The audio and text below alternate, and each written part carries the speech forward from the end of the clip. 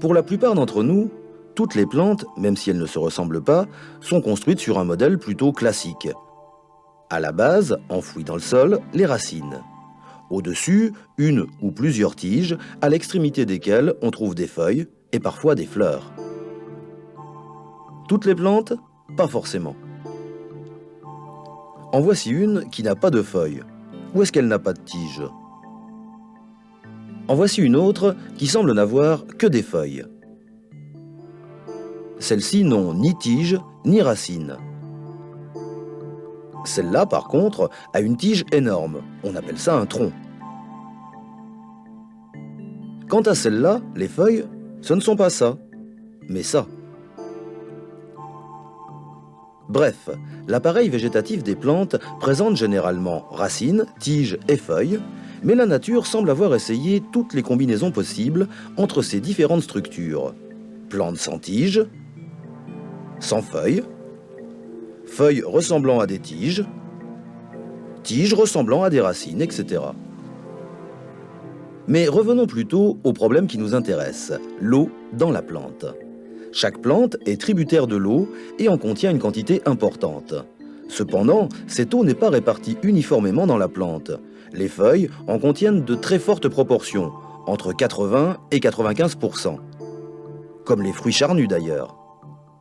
Le bois en contient nettement moins, 40 à 50% en moyenne. Les bourgeons dormants, les graines, encore moins, seulement 10%. En gros, c'est 75 à 80% du volume total de la plante qui est occupé par l'eau. En d'autres termes, on peut dire que chaque plante constitue à son échelle un immense réservoir d'eau. À propos, où est-elle cette eau dans la plante? Pour répondre à cette question, réalisons une petite incursion dans les tissus végétaux à l'aide du microscope optique. Prenons un exemple facile à observer. L'épiderme d'une écaille d'oignon.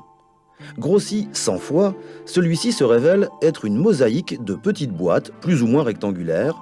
Ce sont des cellules végétales.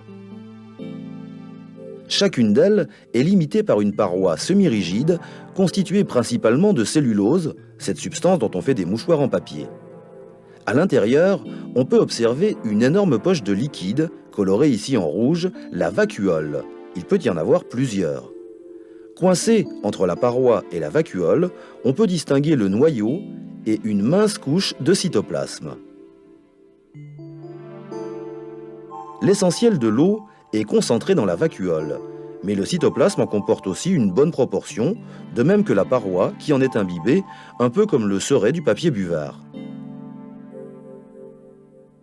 Dans les cellules chlorophylliennes des feuilles, le contenu cellulaire laisse apparaître des organites de couleur verte et de forme lenticulaire qui tournent en rond autour des vacuoles dans un mouvement de cyclose. Ce sont les chloroplastes. Dans leur état normal, les cellules végétales sont turgescentes. Leurs vacuoles, gorgées d'eau, exercent une légère pression sur la paroi cellulaire, ce qui a pour effet de rigidifier l'organe dans lequel elles se trouvent, un peu comme l'air comprimé dans un pneu.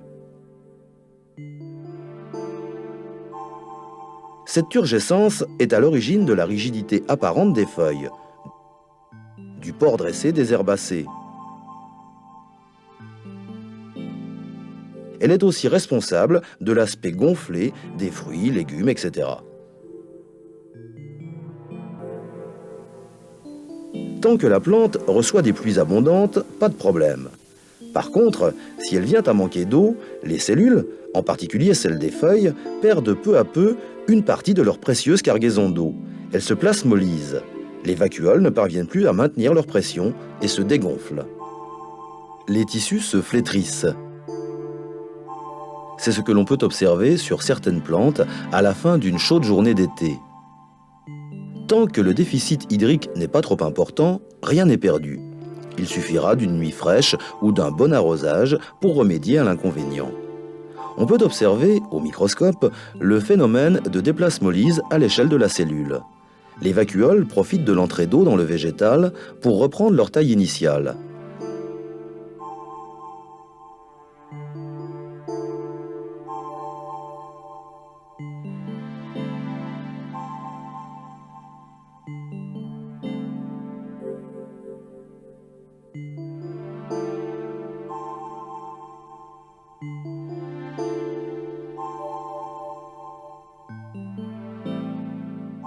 La plante se réhydrate, les tissus, les feuilles reprennent un aspect dressé.